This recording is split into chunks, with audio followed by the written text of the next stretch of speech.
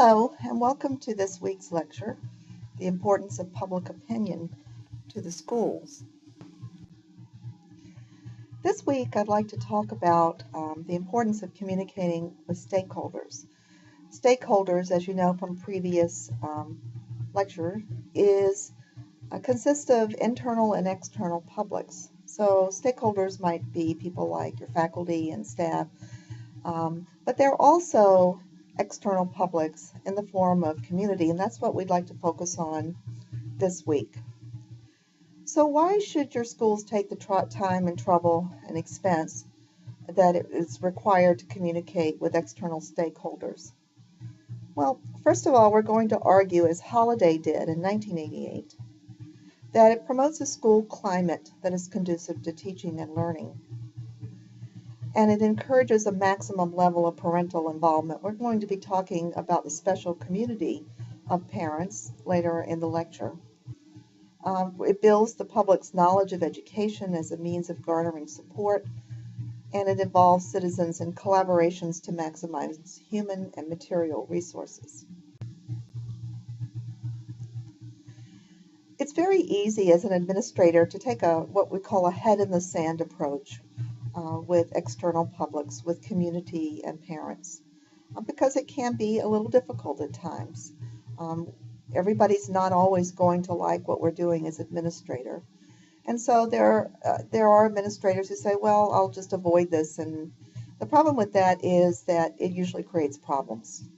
As you withdraw more from the community and withdraw the school, people know less about the school, and then they make up things to fill the void. It's human nature. I don't know all the positive things going on at the school, so I'm going to imagine what's going on at the school. So it's important to not take that head-in-the-sand approach and to be proactive in developing your communications with the community. Hwang suggested that there were 4 variables that define the quality of the relationships in schools. This would be not only variables that apply to external publics, but also faculty and staff internal publics. It all comes out of the idea of control mutuality. And this means, who do we think should share power? The most democratic of these ideas is that there should be mutual agreements about who's sharing power. Everyone should know who's in charge, but yet everyone should feel like that they have buy-in. We can't all be in charge, right? But we do want to feel like we have some semblance of buy-in. Once control mutuality is healthy, then we can begin to have trust in each other. But without that control mutuality, if we feel we're not being heard, if we feel no one's in charge, if we feel someone's in charge too much, we may not have that trust. That happens frequently in faculty, and that also happens with parents. Flowing out of trust is satisfaction, the feelings that our relationships with each other and with the community are successful and mutually beneficial.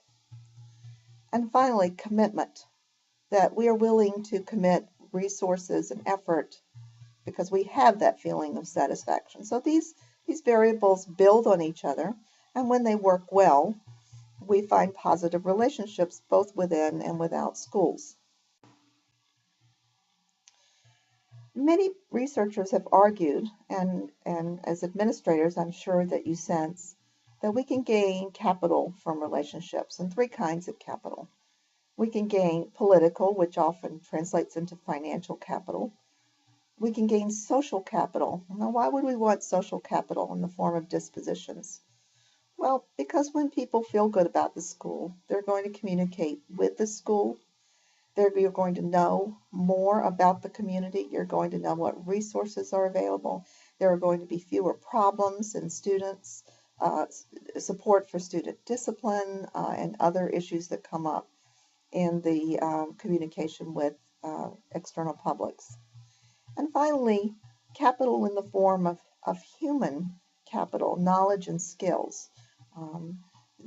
This translates into, for example, a group of volunteers coming to build a playground, or a lecturer that comes to the class and discusses what it is like with the students to go into the field of medicine. Opening the doors of the school to the community provides capital.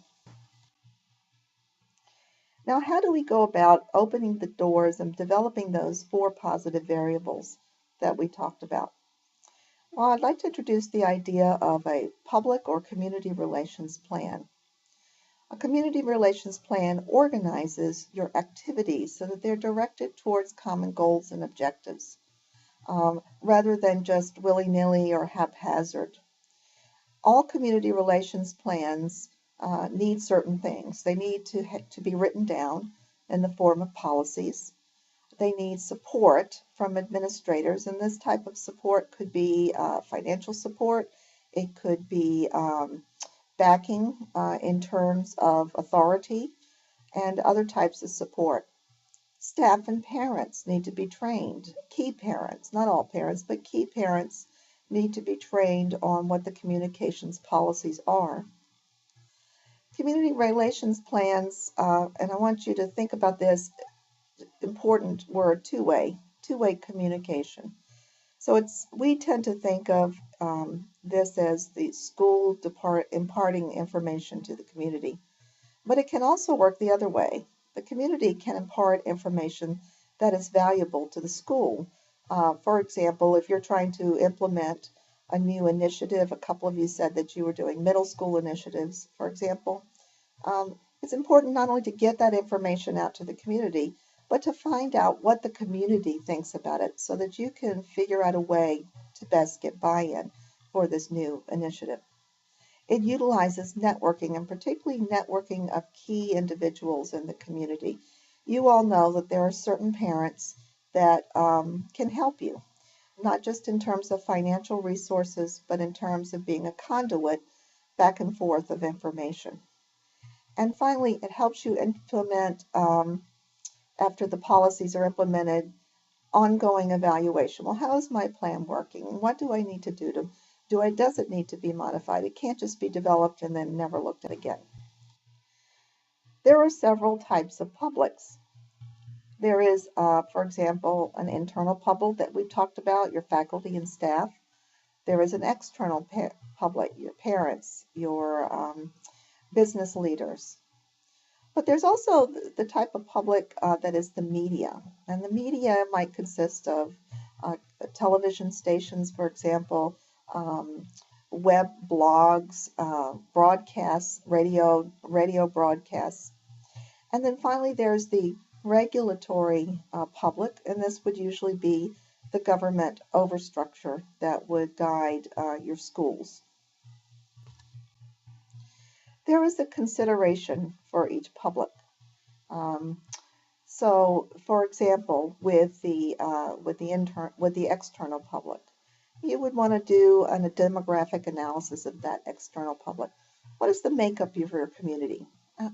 Is it approximately, what are the ages of your community? What ethnicities might you find in your community? A cultural analysis. What are their cultural backgrounds and religious backgrounds as well? What are they interested in? Are there special words that are used in communication in your community that you might not be aware of? This is often the case when you're dealing with culturally diverse communities. A social political analysis where you look at who are the key individuals socially and politically, those conduits that I discussed before. You want to know who those people are, and if you can, involve them in the process of public relations. And finally, a leadership analysis of your community. Who are the true thought leaders? Who are the people leading the organizations that could help your school? And it's important to have an understanding of each of the publics. So as you undertake this process, you might keep these things in mind. Good ways to go about that include surveys, interviews, and just conversations, so you can develop an understanding of your various publics.